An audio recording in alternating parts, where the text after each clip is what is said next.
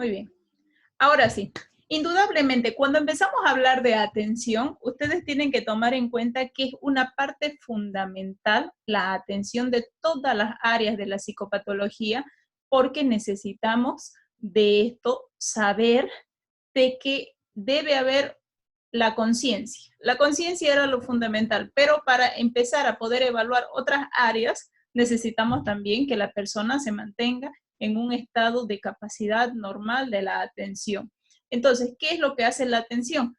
Tiene que tener un objeto selectivo y además es inseparable de lo que significa lo afectivo y lo volitivo. Entonces estamos hablando de algo de cómo la voluntad tiene que ir predispuesto a esto y también la afectividad. Lo que nos interesa, siempre dice, es lo que más nos gusta, lo que más nos agrada. Entonces esto es algo que viene como características inherentes. Entonces siempre se atiende con mayor facilidad lo que es mucho más hermoso hacia nuestros ojos y lo que es más agradable. Entonces, ¿cómo nosotros vamos a poder ir a definir esta función psíquica? Primero, como ese instrumento del vivenciar que mantiene a la persona en un estado de alerta para su adaptación al mundo tanto externo como interno. Todo esto es un proceso que se lleva a nivel de la corteza cerebral y específicamente en el lóbulo frontal. Cuando decimos estás atendiendo, también estamos diciendo estás percibiendo. Entonces, cuando percibes, estás comprendiendo. Entonces, esta función psíquica colabora a la conciencia. Eso no se deben de olvidar. Colabora y va de la mano con la conciencia y es así que mantiene a la persona en un estado normal de alerta. Ese estado normal de alerta, acá en la atención, nosotros le vamos a poner un nombre. Y ese nombre significa euprosexia. Para que así ustedes ya lo vayan grabando, todo lo que delante de lo normal, tanto en atención o en otras áreas que vamos a ir evaluando, ustedes, lo normal, euprosexia. Prosexia significa atención. Pasamos de la diapositiva. Y vemos además de que la atención nos lleva a una concentración. ¿Y qué significa concentración? Concentración ya es otra capacidad mucho más permanente de la atención. Esto significa que nosotros sí estamos atendiendo un tiempo, algo que nos interesa, va dirigido hacia un foco específico, pero esto por un tiempo y una situación determinada. Entonces puede ser que hayamos agarrado un libro y nos concentremos en leerlo, en leerlo y en leerlo, y eso haga que vaya orientado por mayor tiempo esa atención. A eso ya le llamamos concentración. Entonces acá el foco no altera su lumen, pero tampoco va a cambiar la de dirección. Todo esto ya es sobre todo en situaciones destacadas en el campo de conciencia. Vamos a seguir pasando y siempre hablamos todo lo que tiene que ver con la afectividad y la atención, se va a atender lo que tiene mayor interés para nosotros. Tanto la atención como la concentración son indispensables para un buen rendimiento intelectual. Además de esto, que los estímulos son importantes. Ahorita vamos a ir a nombrar ciertos estímulos, pero los estímulos que son visuales, los estímulos que sean a nivel auditivo o los estímulos que estén mezclados con más órganos sensoriales seguramente nos van a llamar a mayor atención y a ponerle mayor concentración hacia eso. La atención necesita todos estos estímulos para que pueda haber. Entonces, ¿cuáles van a ser estos factores que van a poder estimular? Uno, hablamos de la intensidad. Mientras más intenso es ese estímulo, mayor capacidad de atención nosotros vamos a poder darle.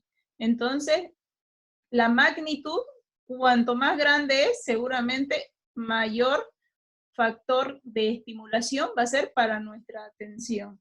Si es constantemente que se repite, miren, si ustedes se ponen a interpretar algo que es intenso, algo que es grande, algo que repite constantemente, algo que incluso desaparece, aparece, vuelve a aparecer o tiene una novedad, casi siempre va cargado con algo que puede ser relacionado a los medios sociales o alguna publicidad en general o algo que es distinto, algo que es variado. Entonces, eso estimula siempre nuestros órganos sensoriales y eso capta nuestra atención.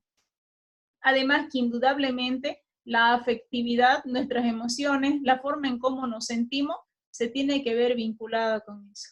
Porque seguramente si estamos en un proceso de ansiedad, muy probablemente no le prestemos tanta atención y estemos más concentrados en lo que nos sucede a nosotros. O si estamos en un proceso ya de tristeza o depresivos o melancólicos, muy probablemente lo que sí sea muy intenso, tenga que llamar mucho la atención, desaparezca, sea raro, no estimule a nuestra atención. Entonces esto depende mucho de la persona y cómo se encuentre afectivamente. Bueno, eso era para que ustedes tengan un pantallazo de lo que es atención en general. Pero ya pasando y a hablar específicamente de los factores que estimulan, que van a ir a causar alguna alteración a nivel de la psicopatología de la atención, necesitamos nombrarlos, porque hay trastornos que se van a ir a dar, y específicamente en estos trastornos se ven estos nombres que nosotros vamos a ir ahora a poner. Por ejemplo, vamos a ver como en conciencia, si recuerdan un poco, teníamos los trastornos de tipo cuantitativo. Acá también vamos a tener los de tipo cuantitativo y también los de tipo cualitativo. En los de cuantitativos habíamos hablado siempre de cantidad. Aquí la atención en cantidad se va a poder ver o disminuida o se va a poder ver aumentada. Entonces, nosotros igual, pero en atención. ¿Cómo llamamos a una atención que está disminuida y en qué trastorno se va a poder ver? Una atención que se dice llamar hipoprosexia es aquella atención que está disminuida. El paciente está disminuido para realizar cualquier acción que se le pida y que sea mental. Entonces, todo muy probablemente sea muy superficial, no registre lo que le estamos pidiendo, no lo haga o en realidad sea muy dificultoso realizar esa operación que se le pide, y a eso precisamente se atribuye porque puede estar en algún proceso de algún trastorno donde esté pasando por alguna confusión, puede ser algún paciente que se encuentre con alguna alteración sensoperceptiva, alguna alucinación, alguna idea delirante, y eso se ve en la esquizofrenia, y que eso haga que la presencia que la normal atención, la euprosexia, disminuya y tome el nombre de hipoprosexia. Los pacientes que se encuentran en episodios depresivos también son calificados con una atención disminuida para realizar cualquier actuación o cualquier acción que nosotros le pidamos. Pasamos a la siguiente. Y después de hipoprosexia tenemos, y nos elevamos sobre el nivel, y tenemos la hiperprosexia. Y dentro de la hiperprosexia ya tenemos la elevación de lo que significa la atención. O sea, ahora el paciente está mucho más atento, pero esta atención no es normal, porque esto se acompaña con ¿qué? No solamente con que esté atento y esté cargado de intensidad en la forma en cómo está activando su nivel del foco de atención hacia donde dirige, sino que también su voluntad, la misma forma en comportarse, su misma actividad está totalmente exagerada. O sea que es un paciente muy inquieto, seguramente va a estar muy prendido de actividad y eso también va a irrumpir en su vida cotidiana.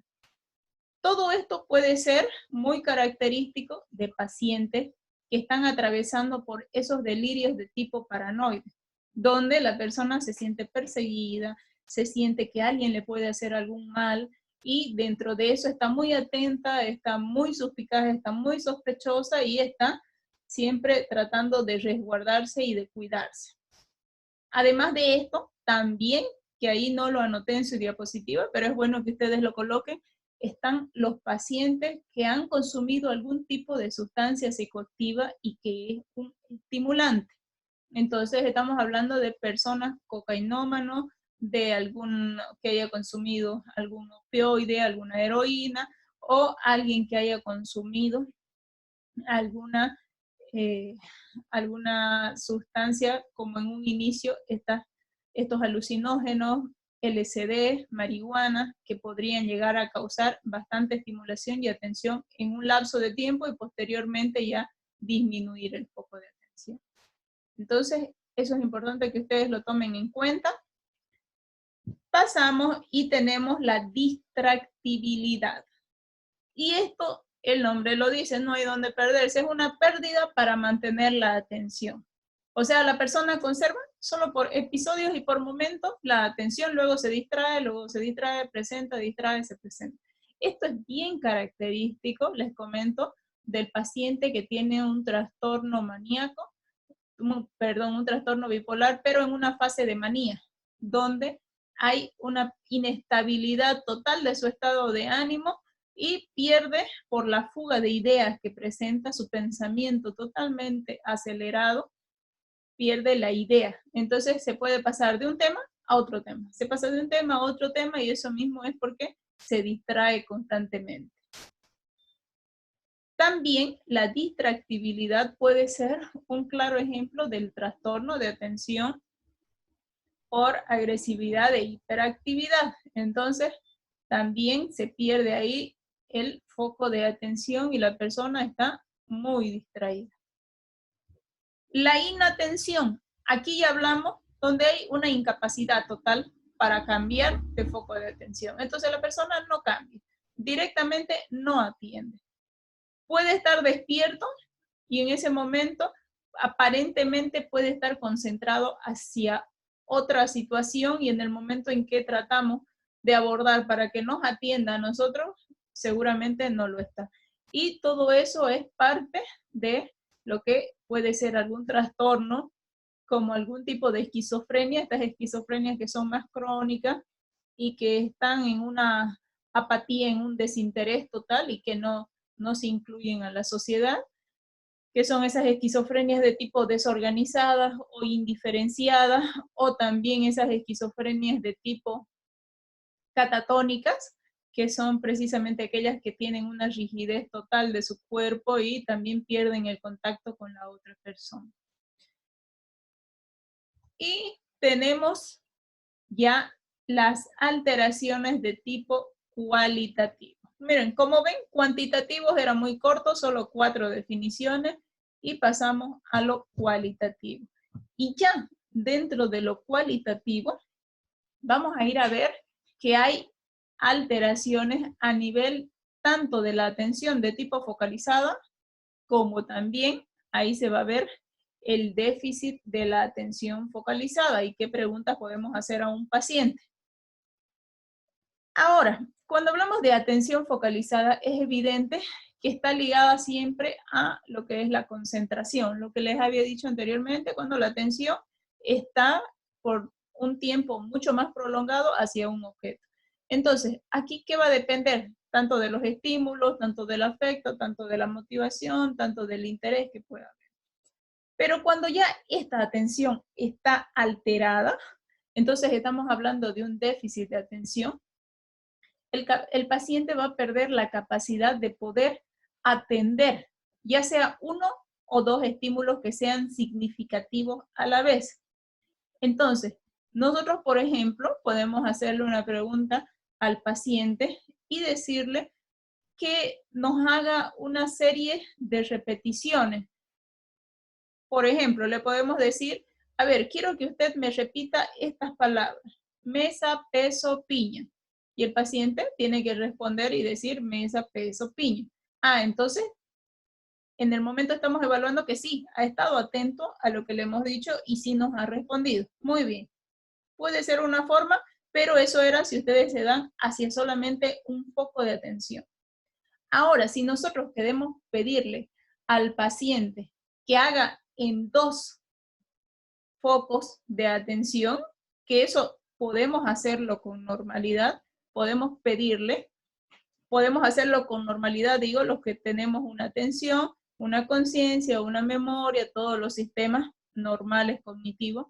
Entonces acá podríamos preguntarle al paciente que haga el siguiente examen que le vamos a pedir y que nos intercale meses del día con días de la semana. Entonces, ¿cómo? Por ejemplo, nosotros le decimos, usted nos tiene que decir enero, lunes, febrero, marzo, miércoles y prosiga. Y él tiene que seguir. Entonces, claramente ustedes ven que hay 2 focos ahí de atención a los que le tiene que poner en cuenta. Y si no puede hacerlo eso, muy probablemente sí nos estemos encontrando con un déficit de atención a nivel focalizado en 2 estímulos distintos. O podríamos también pedirle al paciente que realice una acción a nivel corporal. Por ejemplo, de que mientras esté leyendo, levante la mano izquierda. Posteriormente sigue leyendo en voz alta y uno le va dando una acción, levante o haga algún movimiento con el pie izquierdo. Entonces son 2 acciones distintas y ahí vamos evaluando el tipo de atención y que si responde a los 2 estímulos que normalmente podríamos responder. Cuando se presenta este déficit de atención focalizada, va muy enlazado a lo que son los trastornos donde precisamente se ven alteraciones de la memoria. Estamos hablando de procesos demenciales, también de procesos donde hay psicosis, donde hay delirios y alucinaciones. El paciente es imposible que pueda hacer toda esta asociación y hacer la acción que le estamos pidiendo. Y luego tenemos la atención de tipo dividida que ya, dentro de las atenciones de tipo cualitativa hay que tomar en cuenta, además de que es necesario que el paciente se encuentre evidentemente con las otras funciones cognitivas de las que habíamos hablado. Entonces, todas las funciones cognitivas, tanto de inteligencia, de comprensión de él mismo, de atención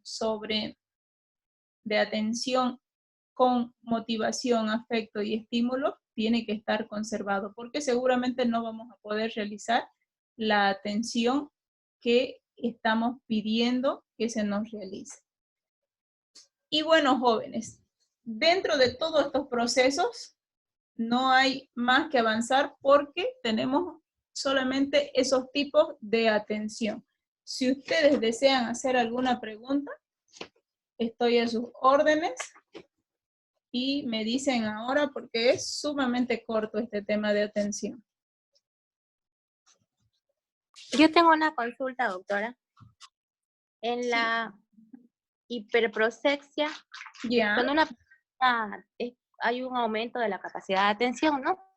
Sí. Pero cuando una persona consume sustancias psicoactivas como es la cocaína, ¿es eso lo que produce?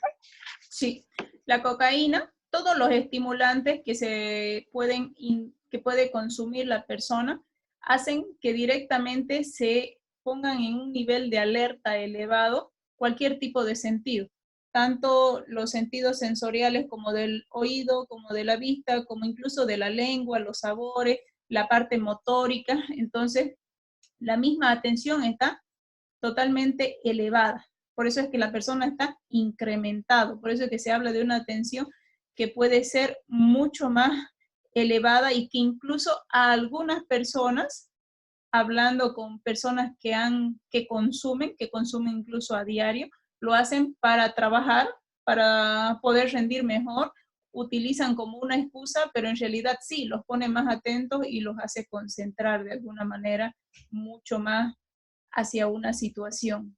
Pero evidentemente no es lo que se debería hacer, ¿no? Porque muy probablemente de ahí pueda surgir un problema de dependencia o en fin, de otros problemas más relacionados al trastorno de consumo de sustancias. Pero sí ponen un nivel de alerta grande. Por eso es que se habla un aumento de la atención hacia ese foco. Pero eso es inducido, ¿no? Ojo, no que en el trastorno maníaco y el bipolar no hay inducción, solamente porque se presenta el trastorno más los criterios que reúne ese trastorno es que se da la hiperprosexia. Gracias, doctora. Ya, Alicia. ¿Alguien más que quiera hacer alguna pregunta?